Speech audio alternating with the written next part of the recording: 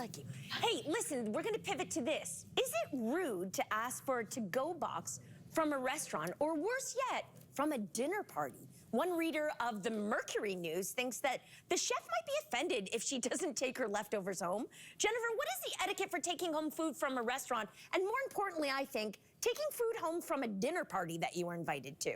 Okay, so true story. When my mom was alive and I would host family gatherings, she would roll up to my house with a cooler full of empty. I'm not even kidding you guys. She always knew that I would buy way too much food, and that was her fault because when I was a child, she ran out of food at my brother's pool party for his bar mitzvah, and I was scarred so deeply by that every time I entertain, I have like 10 times more food than I need. And my mother figured this out, and she would just she didn't even like ask me for to-go containers. She just brought her own and would like fill up that cooler and wave me goodbye.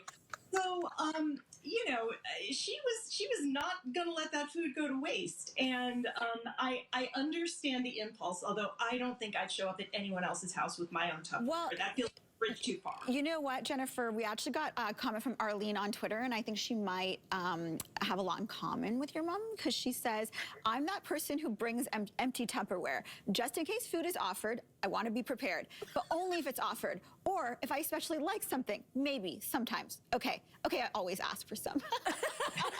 So at least she's on. Do you guys remember Buddhist begging bowls? Like the Buddhist monks who would sit there with their begging bowls, and what they would eat is whatever anybody cared to put into the begging bowl. Oh, wow. Like maybe we need to make that a tradition, and every dinner party, people just show up with their begging bowls. No, because I'll tell you, I have an issue with this. So I had a dinner party, and I was so excited. I was hosting a bunch of people in my home in LA. It was like this nice. I you know, covered. I was hosting it. I covered the cost of everything: the decorations, all the alcohol, fancy the drinks, food, the everything. And one of our guests brought these 12 cupcakes for dessert from this really fancy kind of LA hotspot, vegan, gluten-free cupcakes. They were delicious. At the end of the night, there was 4 left, and as she left, she put them back in the box. And no, she did not. With her. No. I find that so Jennifer, rude. that's how I reacted when I heard that story. I would have said stop right there. And what are we? Is this person still in your life? Yeah, I mean, yeah, she lives in the USA, so hopefully she will never see this. That's the worst thing I've ever heard. Who are your friends? You gotta rethink. This is terrible. I know, it's really interesting. Cupcakes. It's really interesting. And you know, I will say, like, I do like to give food, like, after that, besides that one incident. But that's a whole other thing. Yeah. Although I feel like you're still longing to eat those 4 cupcakes. Like when you go to LA, AJ, today, you got to stop by and pick them up to make up for this. I will also say my husband is a human garburator. So when we go to dinner parties or out for dinner with friends, people pack up leftovers just for him because they know Mitch will eat them. Right. And in our culture, we would keep yogurt containers. We would keep sour cream containers for the purpose of leftovers at dinner parties because we want to make sure everyone's fed. Punjabi folks are very generous with our food. That's a brown people thing. I feel you on that. Custom like takeaway containers from Party City based on whatever party we're having to be able to give people leftovers. Do you remember the Bessel margarine containers in like your grandma's fridge, and you couldn't wait to see what was inside them because there was like 3 or 4 of them, and they would all have different surprises inside them, right? Never margarine. People, you know what I'm talking about. Margarine. Yeah. There was no margarine. There was no margarine. My Nana had those after they stopped like selling margarine, I think. The containers kept on.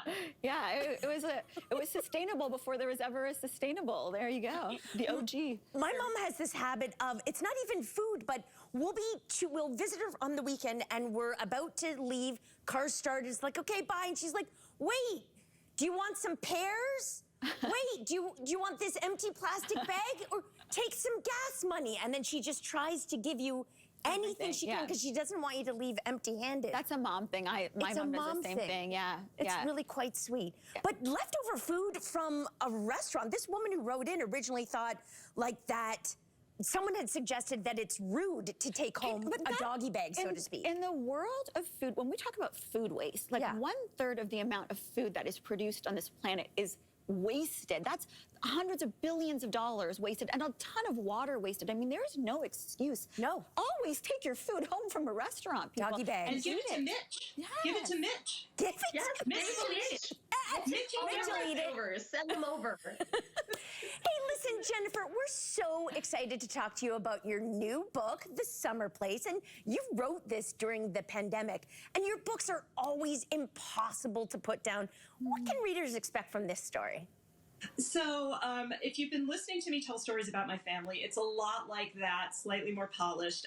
The Summer Place is the story of 3 generations of a family that has just sort of rounded this curve that we're rounding with COVID, ready to get back to something that looks a little more like normal. There's a wedding on Cape Cod that's coming up, and everyone has secrets, and all of the secrets are coming to the fore as this wedding draws closer.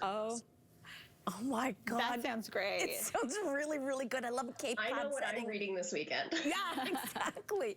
So everyone else, make sure you pick up a copy of that Summer Place. And Jennifer and Komal, thank you so much for joining us today. This was so much fun. Guys. Thank you so much. Thank you so much. And when we come back, Mel welcomes an entirely new panel to debate if Chris Rock should be the next Oscar host. We'll be right back.